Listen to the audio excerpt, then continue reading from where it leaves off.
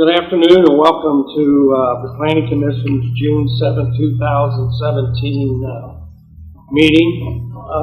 We have a public hearing scheduled before we get into our regular meeting. So with that, we'll move into the public hearing. If I can have the roll call here, please. Mayor Williams? Yes. Chairman Gears? Here.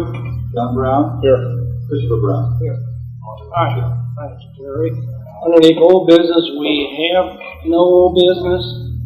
We have two items underneath new business for our public hearing.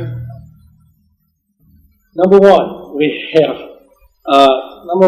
Planning Commission is recommending the zoning map be changed from heavy manufacturing M-1 to heavy manufacturing plan unit development M-1 PUD for the parcels, including but not limited to, identified by the Hamilton County Auditor as 3000 Harris Avenue, 615-0019-195, 3001 Harris Avenue,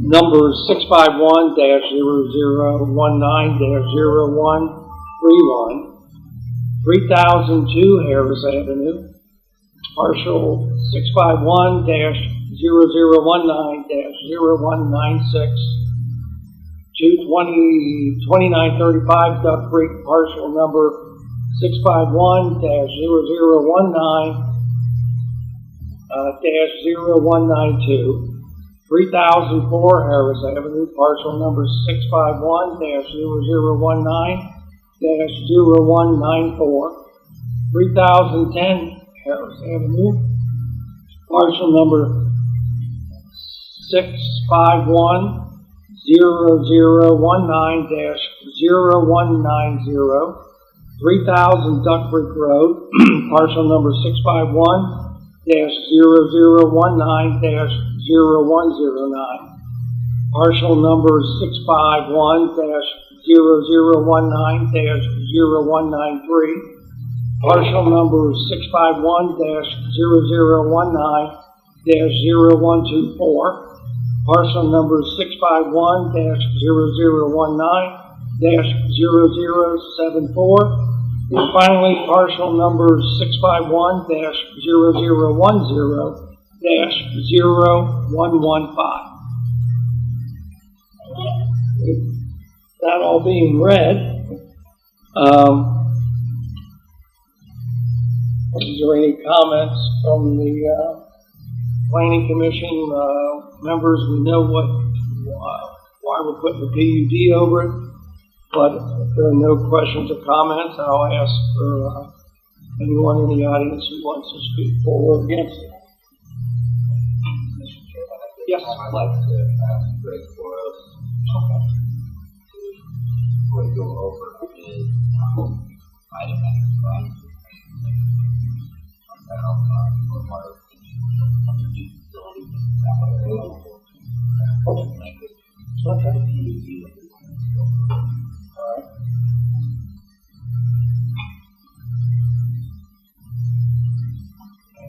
Can I ask a quick question? So you're talking about stormwater retention in that area.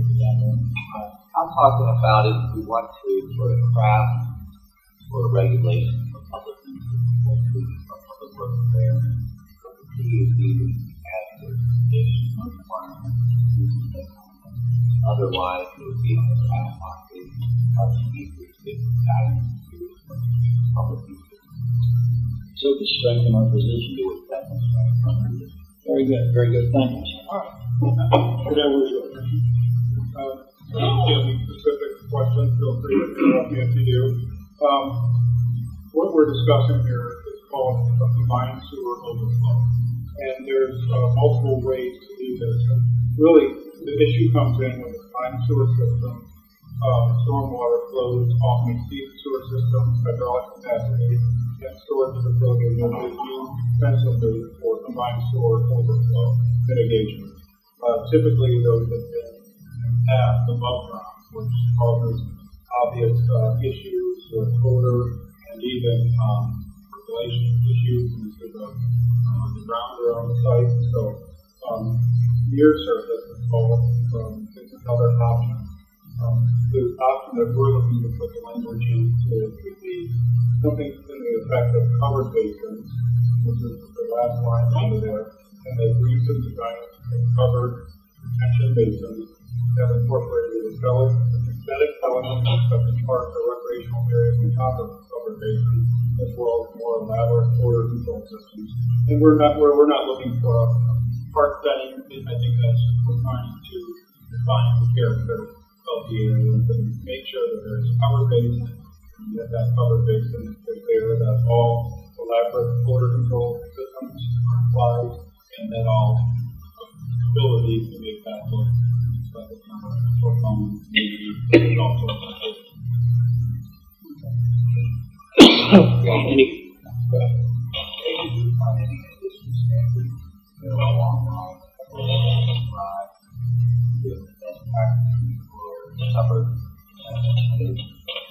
there are a couple that are referenced in this article. This is a BPA, called BPA Technology Fact Sheet. The law firm has a full article as well with that. But I don't know whether to be specific on it or whether to leave it more open on covered basis. That would be something to investigate. But if we were to define that public uses or use ready use not have open air retention, all water retention, cover basin, that would be sufficient. But at least there's one other that's what it's looking for. Correct. It seems like covered basin is almost a defined term, and then I think we can define covered basin. But what we're talking about here, to the effect that it's not an above ground or not any retention basin in our standard form. So I think of retention basin as an open site with it, and I think having a covered basin is the big keyword.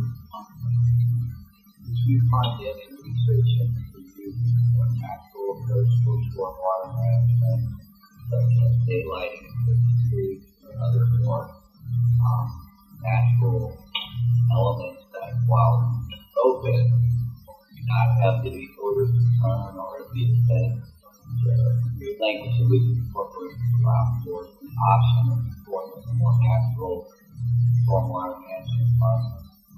There are those options, but I worked into with those recommended to consider would be combined. With combined overflow, you're obviously getting wastewater or sanitary water as well as the definition.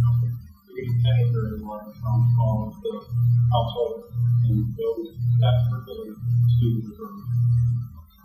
And there is a large aquifer in that area. These are actually like a little drawing on photo here. It seems to be a contained system as opposed to a open pump. There's also regulation on how much you can be wide open area against especially to the scale. What was that you said? I just missed it. There's a large aquifer, I believe. It's one of the largest aquifers in Ohio that self-generating. It has the ability for actually to use it for stormwater system in the past. It goes right around that depth.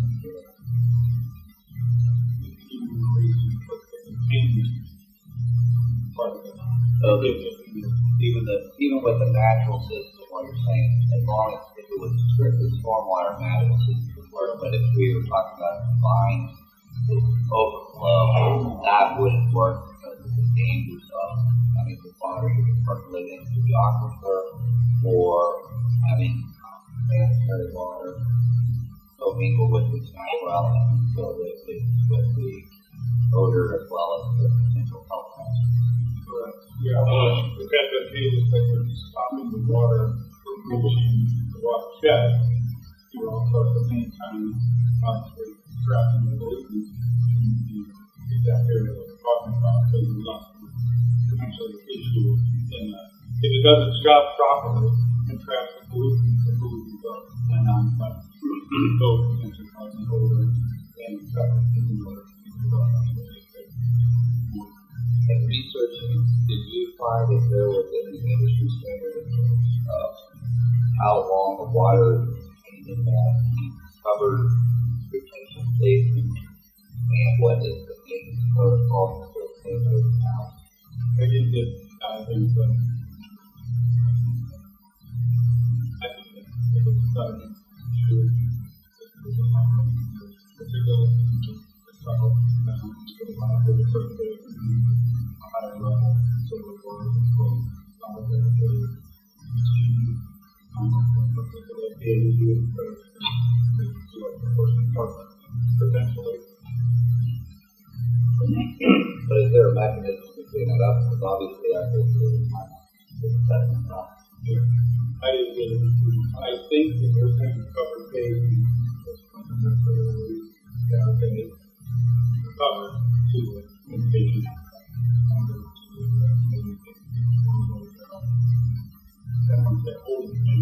That's the way someone goes to me. That's going to be some type of ongoing maintenance. Just as a community,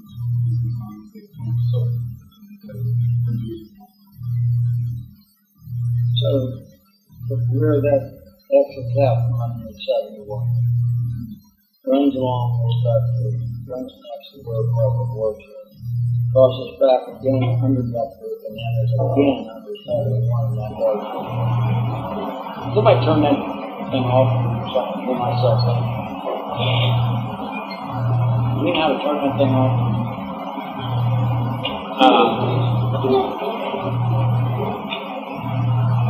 So what we'd be talking about is covering the whole thing. yeah, like it would be like, and I'm not no expert on sanitary sewer systems here by any stretch, but from my understanding, it appears to be an underground system that is contained. My problem has always been, and I've asked all departments and everybody else to get us back into the federal court, because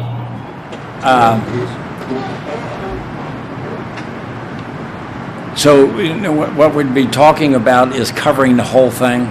Yes, like it would be like and I'm not no expert on sanitary sewer systems here by any stretch, but from my understanding, it appears to be an underground system that is contained. My problem has always been, and I've asked law departments and everybody else to get us back into the federal court, because when they first put this in 1968, and I know I'm revisiting history, but when they put this in 1968, City of Cincinnati had all combination sewers. Mm-hmm. And so the MSD was formed under the guidance, ownership of the county, and run by the City of Cincinnati. Well, of course, they're covered, everything. For Norwood, we have sanitary, combination, and storm.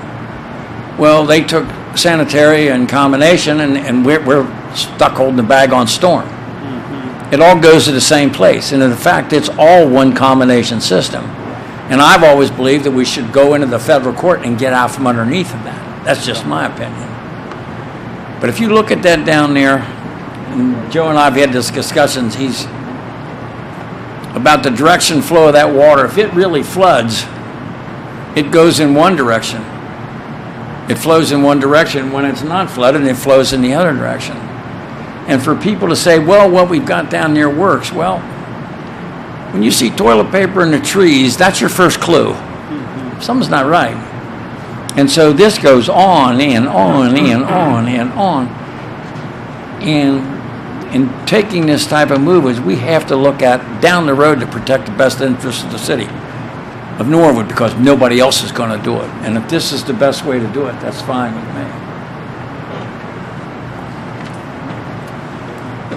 I would think, given the location of that area and the aquifer and the other hydraulics, that it would be in the city's best interest that we include some language that if any developer, whether it be private, public, who wants to do a project that involves either a stormwater retention or something to address sanitary, or if the city of Norwood wants to go and upgrade public works to include additional stormwater capacity, that we utilize the covered basin method and make sure that that it's completely enclosed, both top and bottom, so that there is no percolation, that there are provisions for adequate maintenance of it to remove any particulates, and that the above portion is landscaped appropriately so that, one, it doesn't identify itself as a covered basin, and two, it can help with any odor or any other noxious, so that we still get the benefit of the infrastructure, but that it does not distract from any future development in that area or future development near that area, or the residents living there on Poplar and Harris and Old Norwood. If we don't do it right, it'll render that down there useless if it's not done properly. You can just write it all off, and we can't afford that. Any other comments or discussion on this? I mean, I think we can have a motion to add this to it when we get in our regular meeting. And what I'll do is, if there's no other questions of Greg, or no other comments from the commissioners, I will ask anyone in the audience who would speak against this change, please come forward.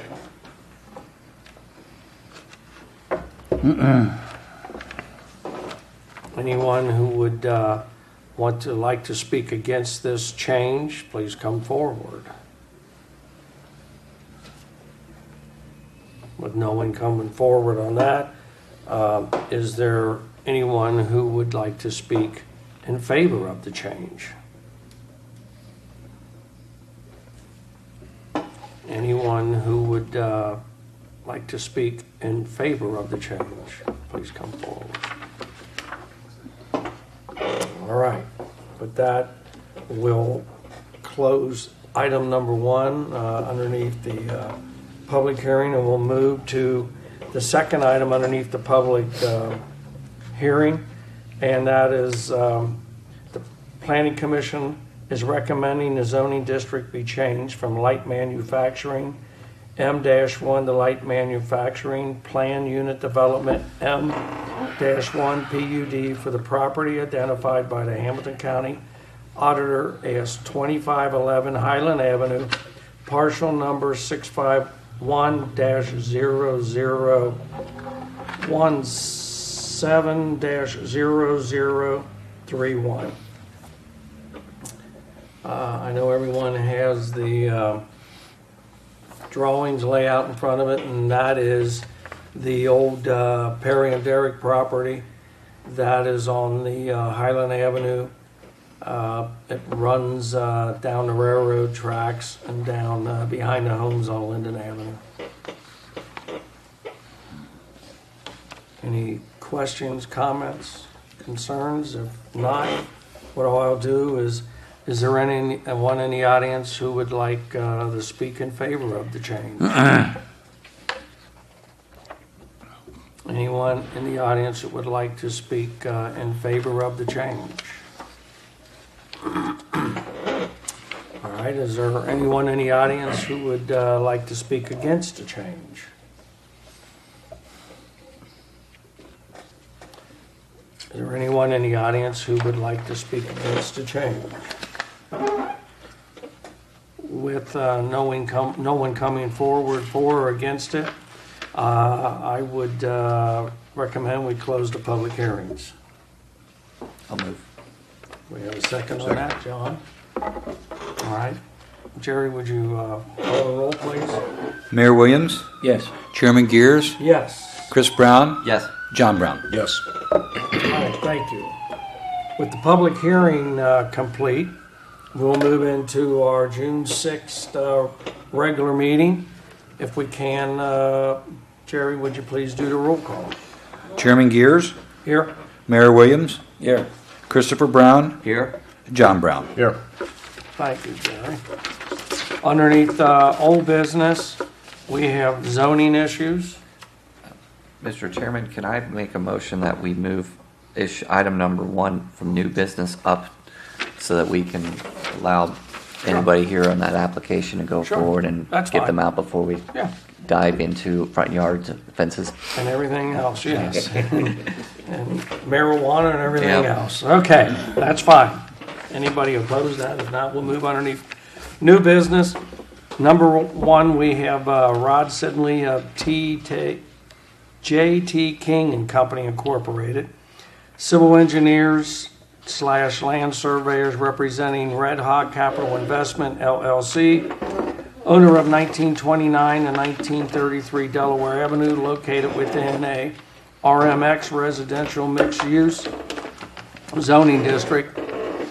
They're requesting to split and combine parcels 651-0053-0105 and parcel 651-0053-0106, creating one 50-foot wide lot and one 48-foot wide lot respectively.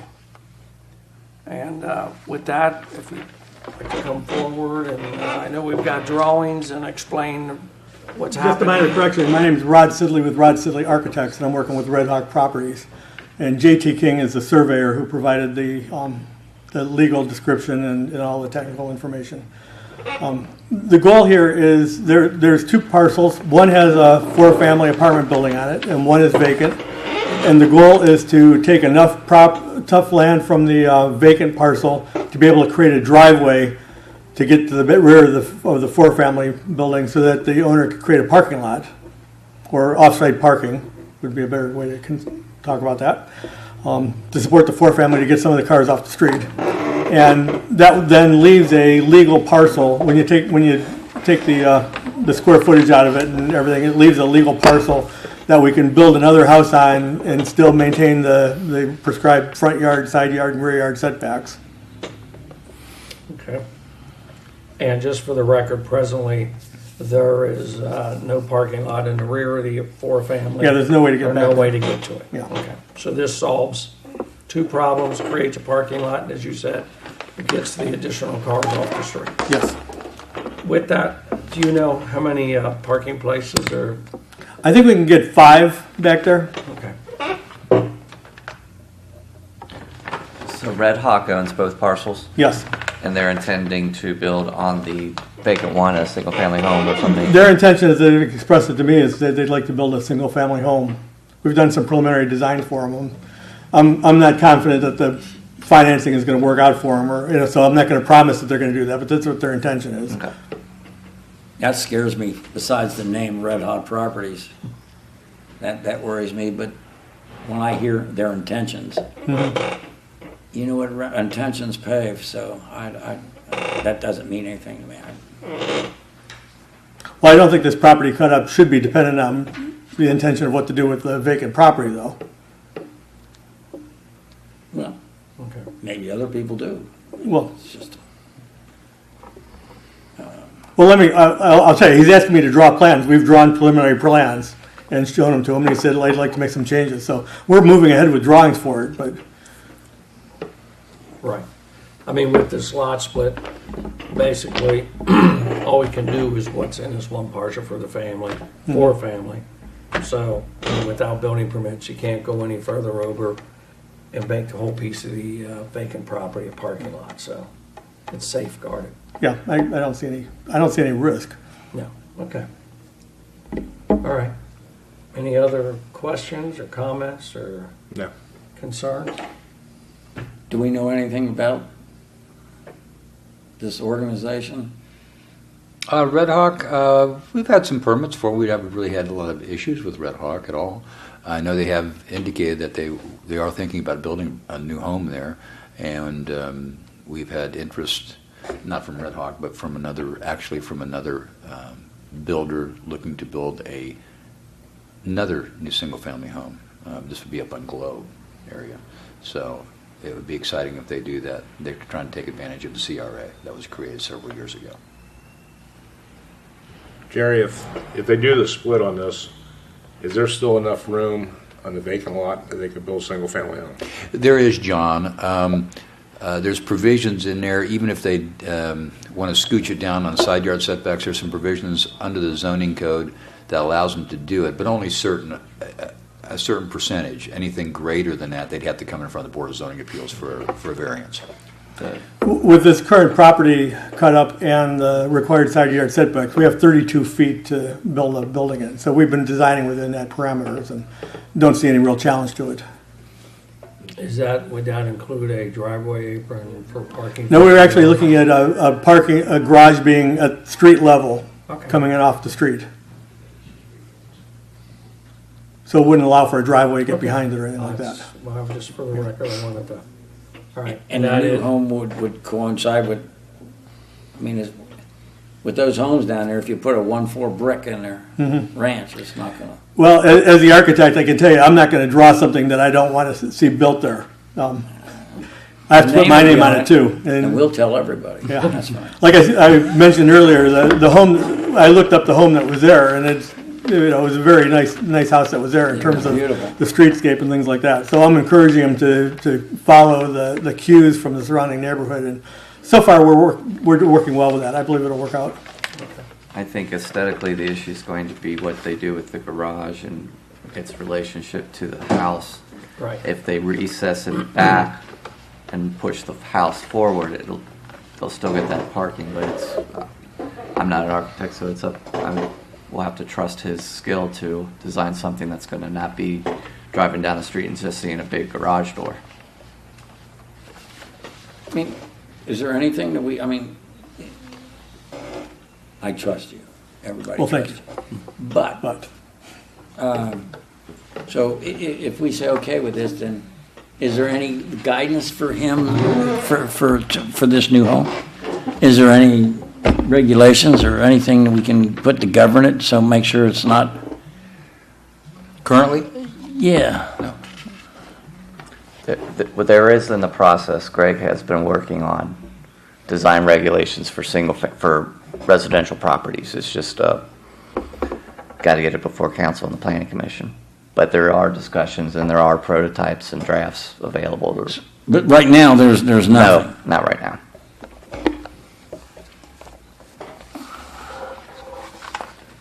But now would be a good time to adopt those because the market is For those here. people down there, it'll be too late. Well, I can assure you, if he continues working with me, it won't be too late. I understand that. You're a gentleman of scruples. I'm not questioning you at all.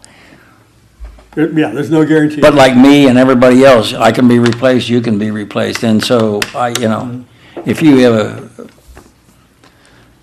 standards that you want to live by and that don't match theirs, then that's anything that concerns me. I'd like to see a house down there, and I'd like to see it compatible with the neighborhood.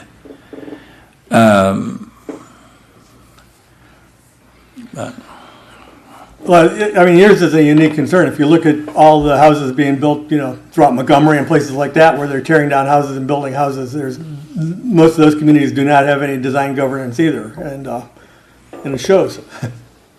So yes, this would be a great time to adopt that. I would be in favor of that if I had a vote. But it would still be governed by our building codes and standards. Oh, yes, yeah, that's a different set of regulations. It's Yes, sir. still, Yes, sir. so you just can't come in and put up a Right, shanty. correct. To be nice. I was or a going mobile to home, say chicken or a shack, double but wide or anything like that. Correct. We still have standards that Yes. it's got to meet. Many communities have done that under the umbrella of historic preservation, and and having some kind of certificate of appropriateness granted for designs and things like that. That's my only concern about the residents who live there. The house burns down, there's a vacant lot, you change it, you put a house in, and if it's, once again, if it's, but I don't know, I'm open for an opinion, because right now, I'm leery of it, but I understand his point. I think that the situation we're looking at, we have the lot split itself, which will add the additional feet necessary to put the driveway in for the backyard. My concern is how much of that backyard is going to be paved. That's been an issue. The concern with the new build, that is something that, given the speed in which we were able to adopt a comprehensive sign code, and the fact that Greg has a draft residential design guidelines, and they're very simple design guidelines, primarily focusing on where the garage is, where height, materials, that type of stuff. I am confident that if the city were to want to do it, that it can be done quickly, possibly by the end of this summer. And I doubt that in the way that the applicant's talking is that they're not ready to be putting a shovel in the ground tomorrow. So it is possible that there will be something in place if the city has to act now and act in the same manner that we've been doing with the sign code and other regulations, that we could have something in place for this project or any future projects coming down the pike as people discover that tear downs are an option now. Mr. Chairman, wasn't it that long ago that we had somebody here talking about the whole backyard being surfaced? Yes. But even with that, the parking lot would still have to meet our normal standard and codes as of right now. Yes, that's correct. Yeah, because we don't have the standards. I think what you're talking about, Mr. Mayor, is they were talking about limiting the percentage of the rear yard for the same amount that we currently do for the front yard area. All right. And that hasn't been brought in front of the Planning Commission yet for recommendation to City Council to vote on. But I believe that's what you're referring to. Okay. Jerry, have plans been brought in for this particular project with the size of the parking area? Not yet, no. Remember, there are certain things, certain elements that require permits, some do not. A lot of flat work does not require it. Now, we would probably require something on this to ensure that the drainage is going in the right location, so it's not getting drained and dumped on somebody else's land. How many units are in that building? 4. And how many spaces are they anticipating to have? I think it's 5, wasn't it, right? Yeah, we could get 5 spaces. Yeah, Okay. versus nothing. There's nothing there now. Yeah. So it looks like that backyard is 46.5 feet deep.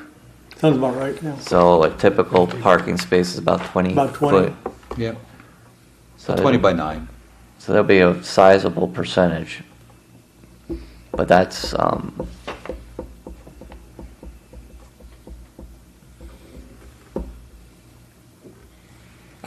I have a hard time, I just want to question it because I have a hard time saying no. If the belief is that we can do something down the road for standards to replace that house. So with that, and like Mr. Gear said, it does get 4 cars off the street. So, that's a plus. So. The issue today is whether we're going to grant the Right. the split. That's it. That the house is something Second, down the road. No. But didn't one lead to the other? and I think that the comfort level, if they own the lot, they're probably not going to be doing a project with the driveway and the parking lot that would affect the value of that lot. I appreciate everybody's help. Yeah. Because, I would think, or well, that their intent would be to most probably build a house and market the house versus Yeah, owning the house and renting out or leasing the house, correct? I believe that, yeah, that's what they expressed to me, that they wanted to build this house and sell it. Okay. And I do know, I asked them ahead of time that the present building, apartments, haven't been occupied since, I think, the fire. It's been a while. Oh, And yeah. he's renovating all those. So, he is putting money in to increase the value and, He's also renovating a 4-family on Hopkins and a 2-family on Hopkins. It's Okay. right now. okay.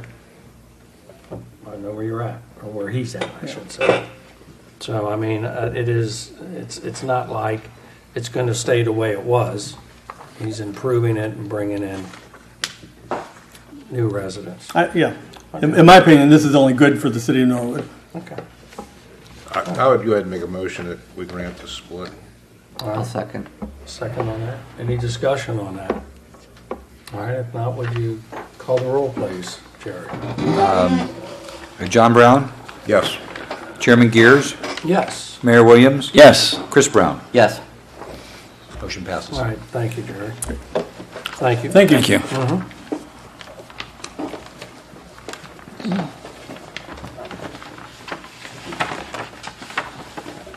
All right, with that, the second item on our underneath new business is the planning commission is recommending the zoning district be changed from light manufacturing, M-1, to light manufacturing plan unit development, M-PUD, for the property identified by the Hamilton County Auditor is 2511 Highland Avenue, parcels 651-0017-0031.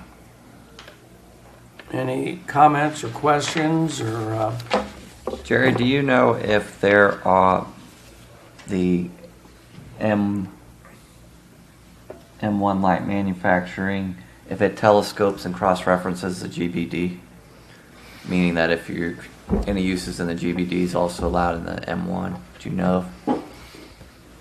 I'd have to go back and look, Chris. I don't know that offhand. And the reason I bring that up is because there's some uses in the GBD, like the Class B retail dollar stores, that I would want to not allow at this particular PUD, keeping it mostly primarily industrial and maybe automotive, but I don't want somebody coming in with a big dollar store or some of the other stuff that we kind of been more restrictive on. okay. Any other comments, concerns? Is this the one where the owner's has been transferred and the owner comes back to an apartment? Yes, Or, yeah, the owner's yes, there's an address of an apartment somewhere yes. in the county. That's encouraging.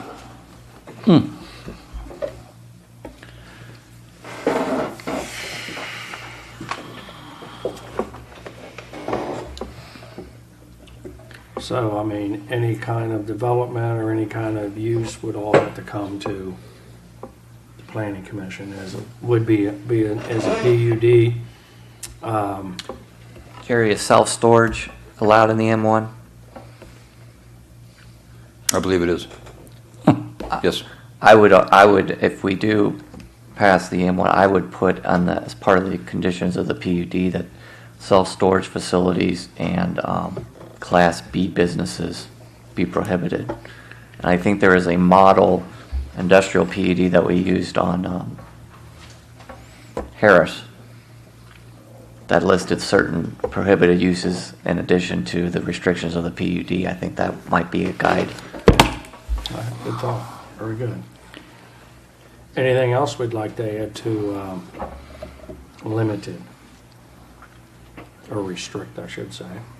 Chris, was it Class B, all Class B, or just the Class B The Class B retail. retail? Yeah. And Jerry, I think that the one that we did on Harris for the old Zumbriel plant, that listed a bunch of questionable uses, and we just said, no, not in this particular PUD. I think that would be appropriate here as well. So we can model, or I'll make a motion that we model it after the same language and restrictions along with the self-storage unit that we modeled after the Zumbiel PUD. Yes, I'll second that motion. Okay. Any discussion on that? I think this is an important piece of PUD, one of the most important we've done. This, I think, has got more potential for a disaster than anything. Number one, the price of the property is cheap. Plus it's right up against a residential area. I mean, it butts right up to it.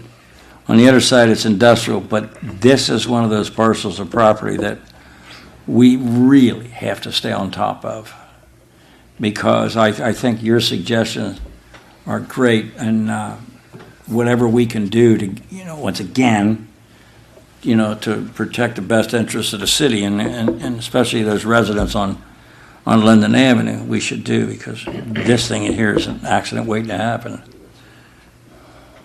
All right. Any other comments? All right. Joe, you mind taking the vote? Roll call. Vote. Chairman Gears, Yes. John Brown, Yes? Chris Brown, Yes. Mayor Williams. Yes. All right, Motion thank you. approved.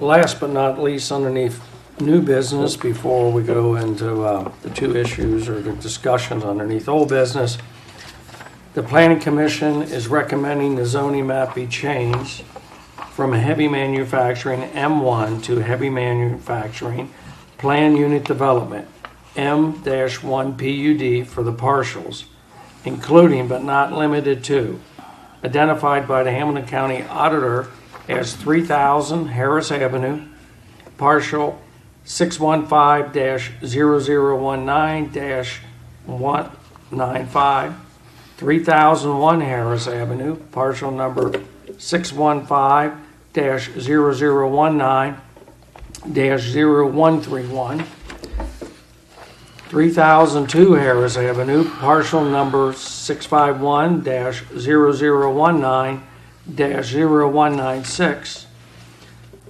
2935 Duck Creek, partial number 651-0019-0192, 3004 Harris Avenue, partial number 651-0019-0194, 3010 Harris Avenue, partial 651-0019-0190, 3000 Duck Creek Road, partial numbers, 651-0019-0109, partial number 651-0019-193, partial 651-0019-0124, partial number 651-0019-0074, and partial number 651-0010-0115. And that basically is the Public Works property, along with the property to the east of Public Works that abuts I-71. Along with that, as per our previous discussion, the open hearing, I would also, following what Mr. Brown had to say, that we add on the information and letter about the covered basins to cover that whole area, since we do have Duck Creek run right through the lower part of all that property. Any other comments, discussions, or questions? What do you say? I could. What'd you say, Greg? I have some potential language that we could discuss with Yeah. All right. the chair. That's fine. I know. Thank you, Chairman Gears. I wanted to run this by you where we had it here. We could, I think, include any combined sewer overflow mitigation strategy shall be covered basins that are fully contained underground and incorporate elaborate odor control systems and extensive landscaping. And then I can give that obviously to the law department to review, but that would cover most of what we talked about. Okay. It's fine. I would also add just retention ponds in general. I don't know.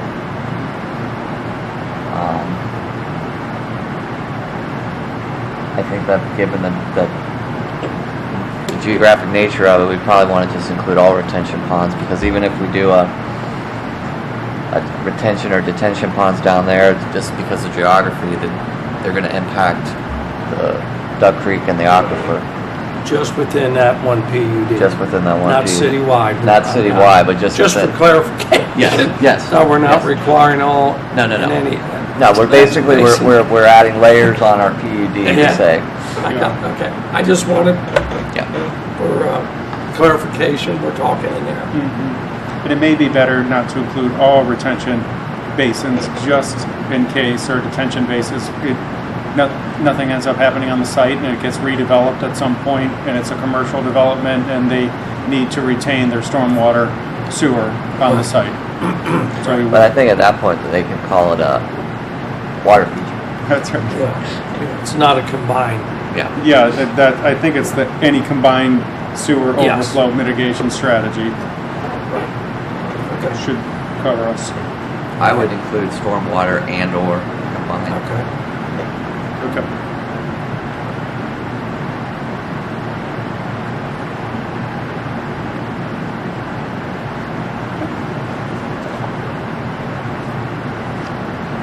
And should we add on there for that PUD?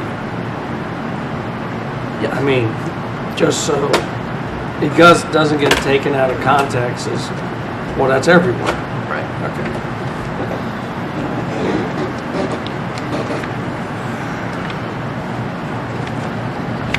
Okay. Anything else or comments we'd like to add to it, or do you know what we're talking about, right? Yep. So you can get it to the law department, because all these have to go to the city council anyway. But, Okay. okay, Sounds good. Jerry? And I don't know if there are any particular manufacturing uses that we don't want to see down in there. If there are, we should call them out. I don't know of any off the top of my head, just given the nature of that, but I'll defer to the board if there's anything that they really don't want to see.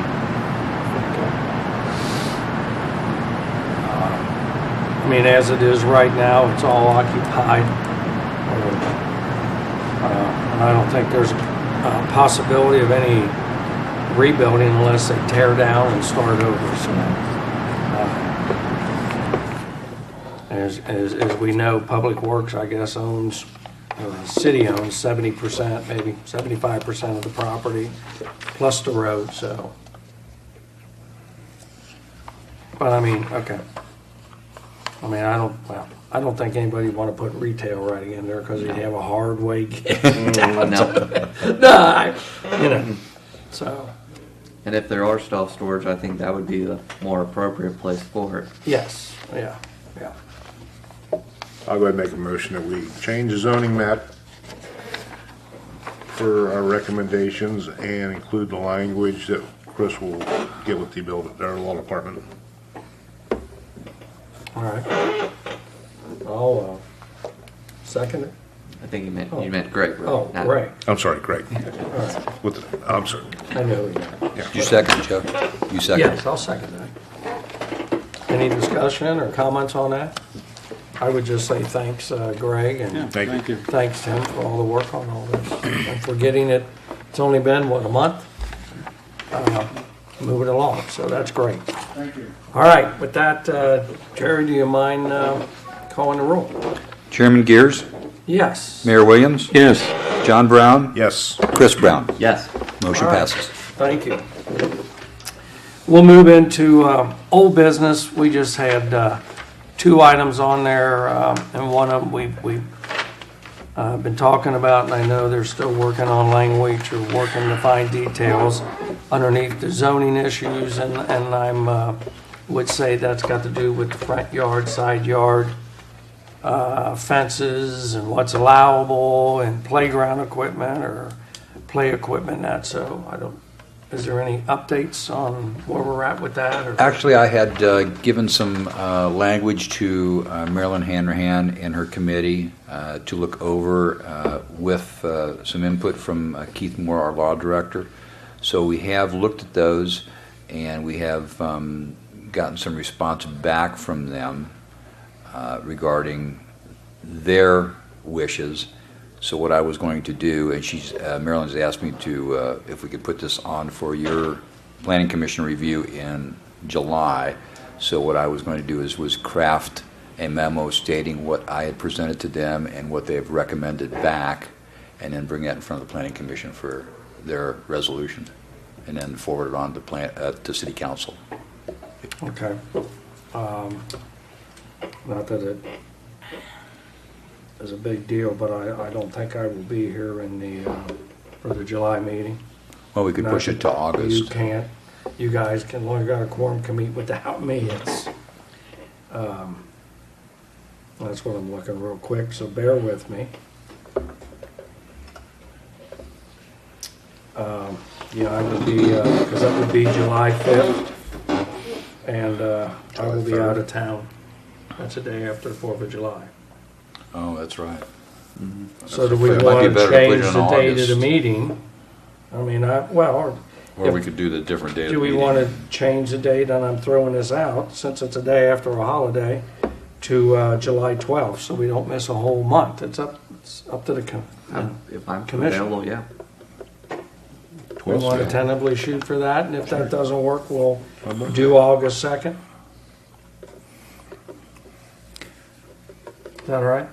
Okay. Oh, yeah, it's All okay right. with us. Jerry, do you know if we have anything coming up other than this for the July meeting? We will. We have another PUD that's going to be brought forth. Okay. That's the one in regards to the property where Allison School and the Baptist Church is at. So that would be placed on And there. that's a project PED, right? Yes. Yeah. Yeah. So we just want to push this back to the 12th? We can, Fine with me. because we have July that time 12th. anyway. Yeah, Yeah, July July 12th. Sure. We could do that and have it all at once. Okay. I think this fence issue is really important. I think sometimes, under the present interpretation, there's collateral damage, and I think just to say you can't do a fence at all, no matter what. You could put up a really nice fence, and there's reasons for people to put up fences. I happen to know somebody who lives on a corner and has got a fence that's really old, and that individual is prohibited from improving his fence. That does not make any sense to me at all. He could replace that fence with a really nice one, but is prohibited, and I think that's ridiculous. That's where I think sometimes we go. It's collateral damage. We just go in and say no to everything, and I think there should be a review process. And I don't think there's any one, two or three people, including myself, can look at it and say that's a bad fence. I don't think anybody's that sharp. So if we look at it and review it and take a rational approach to it without saying it's no to everything, I think we're missing the boat. And I think in the meantime, I will personally, and I have, you drive around and you notice and you look around and see where fences are at. And just because a fence is in the front yard doesn't make it all a bad thing, especially if you live on a corner. So I think this is well overdue. Is that part of the issue with this committee? I mean, are they reviewing, the committee reviewing that, or are they just reviewing playground equipment? So I know that the BZA, we took time from our meeting to have a discussion on fences, and I think what we're trying to parcel out what are the issues, and I think the consensus on the board is on the corner lots. The consensus is a person should have a fence if they're on a corner lot to square off the backyard, meaning the yard behind the house. What the issue becomes is those fences that are truly in the front yard between the main building and the street. And that is a design debate. Some people think that those fences are not appropriate. Others, like myself, think that those fences are appropriate. They're historic. And then the issue that someone had a good point, not on the BZA, but one of the participants brought up the issue of height. And maybe it's not so much the front yard fence, but the height of the front yard fence, and rather looking at reducing it down, maybe to 4 feet, 3 feet, or something less. Maybe a reasonable option to sort of try to satisfy those concerns. The other concern being the use of front yards for dog runs. That was a topic of conversation, and that's again a more subjective thing. But I think that there is a lot of room to work and try to craft something that can, going forward, give some more certainty to people as they're wanting to put in front yard fences, and also allow for the people on the corner and the people with through lots to really be able to fence in their backyards and get some of these chain link fences down and replaced with some more appropriate designs. Okay.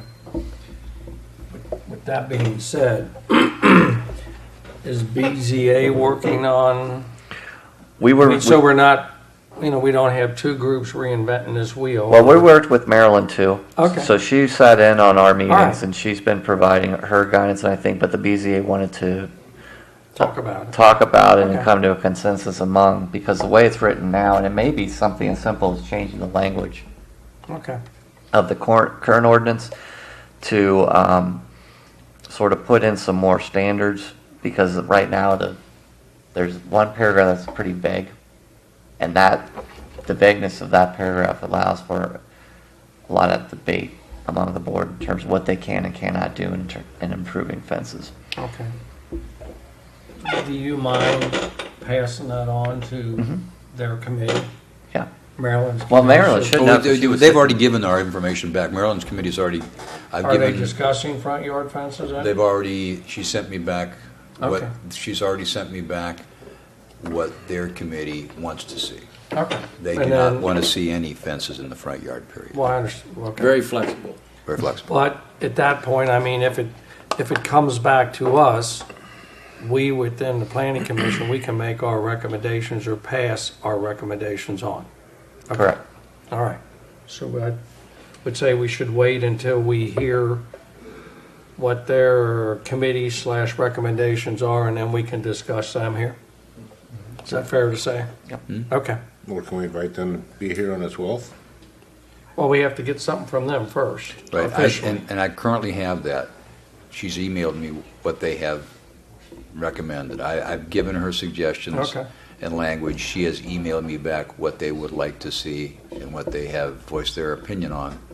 And then that's what I was going to actually bring in front of you all for the next meeting, so you can see what I've suggested and what they've come back and said what they would like to see. And I think to sort of tie in with our discussion about new construction, some of the language that Greg has looked at in terms of design requirements for homes, single-family homes primarily, there's an innovative approach of dividing a lot into a zone based on not a front yard, side yard, but like a zone A, B, C, and D. And then defining what can go in and out of those zones, whether it be a fence, play equipment, etc. So that kind of addresses it takes the street as the defining feature and more focuses on the house. Because a lot of the consensus is we don't want people with these beautiful front porches and then putting in playground equipment in the front yard, in front of the porch, or we don't want somebody to put up a fence between that and the porch. But for a side yard or through lot, there's less concern. So I think that the residential design guidelines can sort of dovetail into our discussion of play equipment and fences. So that's another option to try to come to some types of standards. Okay. Well, do we want to invite Marilyn here for the next meeting, or do we want to review it first? Have a chance to review what is, and then add our comments and send it back to them? Yeah, that, or if you could just email it to us, and then that way we can have a chance to read that, and then, otherwise then we've got to push it back another month. I agree. I get the distinct impression if we put out an agenda with this on the agenda, you only have to invite Marilyn. She'll be sitting right there. I mean, so she's very attentive to these meetings, and so she'll be here. Okay. We'll do, if everything works out, we'll have it on the agenda for the July 12th or our August meeting, if not. All right, very good. Second item we have underneath old business, we had discussion about medical marijuana. So the second item was possible text amendment to the zoning code to include medical marijuana dispensaries in the C classification of prohibited uses. I know with that, there has been some attachments, if everyone had a chance to read those over. Any comments, questions that we can,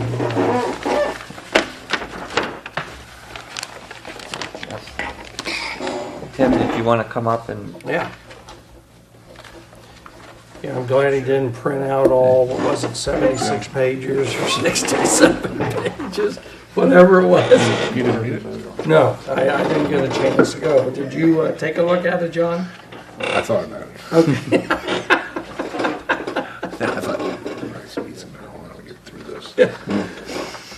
Thank you for looking at all that, Tim. So if you want to,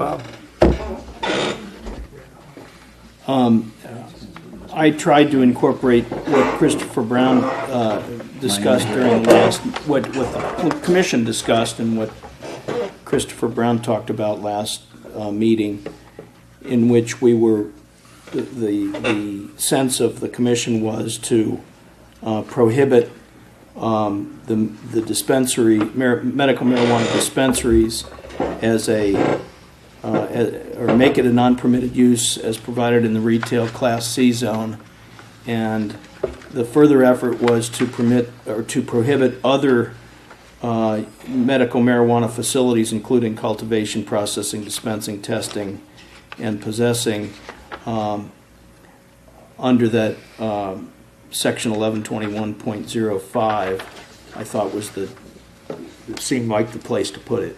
But my analysis hasn't been much more complicated than that. okay. I was just going to say, the city has been approached about creating I don't know where the location was for dispensing medical marijuana, but that's one good plus is we have a moratorium on it right now. So, but that does, I think, as was discussion is in here, it does kind of expire at the end of the year. November the 8th of 2017, I believe. Okay, so, so there already has been interest, just information for discussion. my only question is this B11. Yes. Okay. I would recommend just taking out the word medical because who knows in the future Okay. we get reference. And then the question becomes, you have possess and use.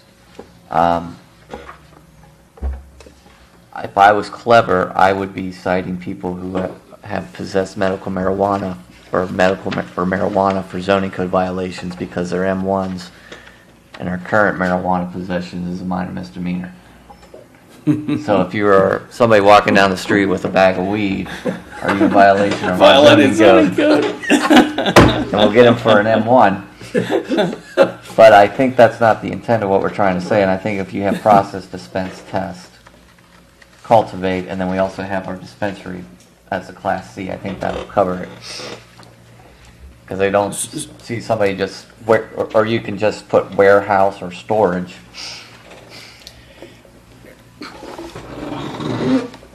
I'm going to get myself in trouble. What's new? So we're going to regulate out a legal product. If the state says it's legal and it's medical marijuana and they say it's legal, we're going to say in the city of Norwood it's not legal. What we're going to say, Go ahead. what we're going to say is it's legal, but you can't sell it here. Just like check cashing is legal, but we're not going to allow it here because we do not view our city as a spot for this type of product. As a resident, I do not want to be in a city that is known for its marijuana dispensaries and as a place where people can purchase it. And I know that might not make me popular with some set, but that's just my Puritan values, I guess. Well, I'm as pure as you are, but I mean, that's the only thing I question. If I even read somewhere, we want to stop Kroger's. We're worried about. Are we worried about? Did I read that somewhere that we're worried about Kroger's and CVS? I thought I read that in here. Yeah, it's in here somewhere. Yeah, if Kroger's or CVS decides that they want to dispense it, then Well, I mean, They could come to BZA. no, we don't allow use variances. This would be a prohibition from the dispensary. I apologize for not, but then we got a license cost in there too. That's from the state. That's a mistake. Yeah. But at the same time, And the feds federal still don't government think it's doesn't okay. recognize it as being legal. Correct. Right. Okay. In other words, we're kind of, if this were adopted, the city would be taking the federal position rather than the state Then the state. medical marijuana dispensary position. The other thing about marijuana too is that it's a cash business because banks cannot use it due to the federal regulations. So it's cash only. They buy in cash, they pay in cash, they pay their employees in cash. It's a large storage of cash on premise along with a marijuana under the feds a Schedule I controlled substance. I mean, are we spending a lot of time for something that's not going to happen? Who knows? But we. I know everybody if it- else, I mean, if it's it prohibited- seems like everybody's jumping on the bandwagon now. I'm going to pass this to show that I'm, If it's prohibited, it won't happen. If it's not prohibited, it could. And then we would be fighting with people who come in saying we don't want it. And if the city does not want it, then what would we use to prohibit it at that time? And we, I mean, others have already taken this avenue. So, I mean, we are not the only ones, but it can always be changed Correct. in the future. Correct. Okay. And it's, again, I would say it's very similar to, it's not so much the product itself, but it is the unintended consequences of having a marijuana dispensary. You'll have to look at what, there will be a perception if Norwood has marijuana dispensaries, rightly or wrongly. Some might view it as positive, others may view it as negative. The question is, if I am a business owner and I'm setting up a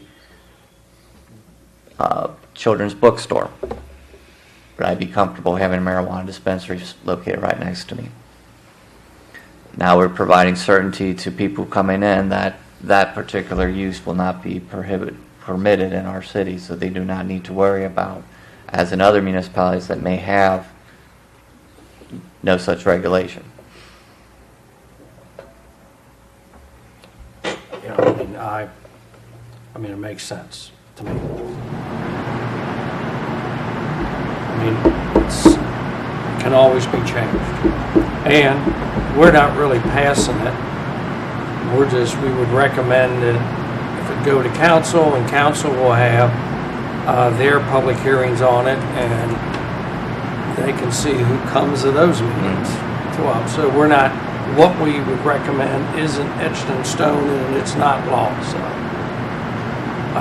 if we don't take the action, then it won't get done at all. This way we can take the action and pass it on and let them make the decisions. That's my opinion. Any other comments?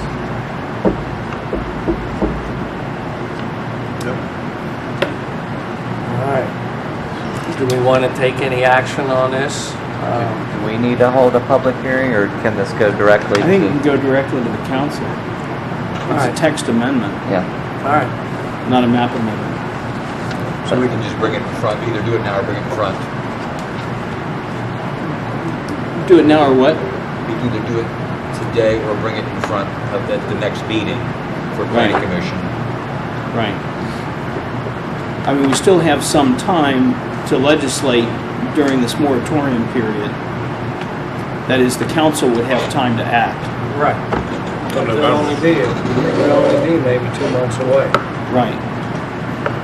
Because it takes a month to do, schedule a public hearing.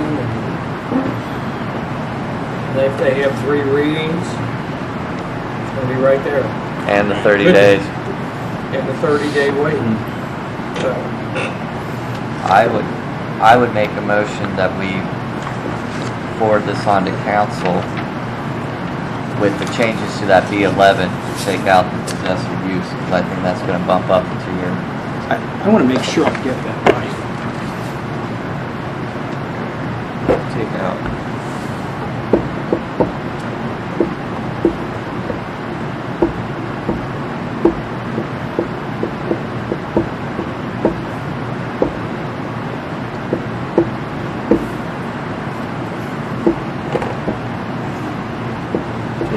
You want to read that into your...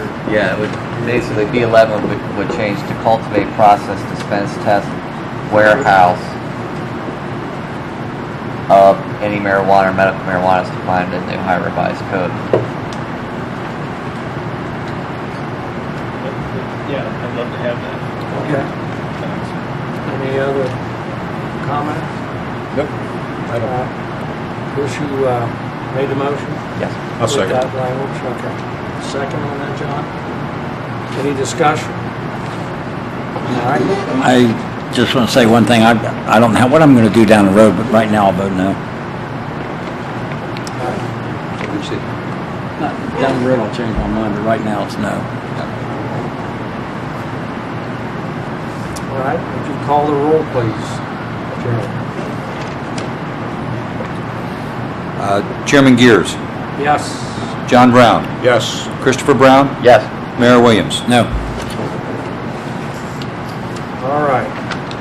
With that, I think we've come, we don't have any other communications or miscellaneous. We don't have any absent members. Do I hear a motion to adjourn? Joe? Yeah. Minutes?